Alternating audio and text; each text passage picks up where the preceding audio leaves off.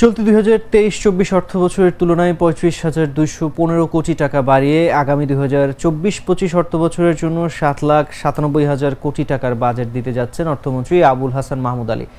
বাজেটের আকার বাড়লেও আগামী অর্থবছরে ঘাটতির পরিমাণ কিছুটা কমছে। চলতি অর্থবছরের প্রস্তাবিত বাজেটের তুলনায় আগামী অর্থবছরের বাজেটে ঘাটতি কম ধরা হচ্ছে 5,785 কোটি টাকা।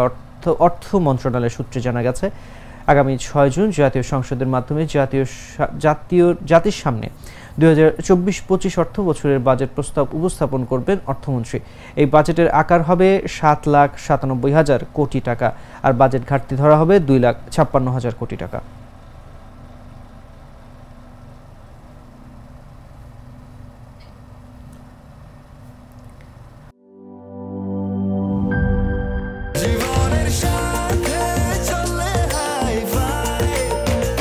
স্বাস্থ্যকর অল টাইম ফ্যামিলি কেক, সব সময় অল টাইম হেলদি লাইফ।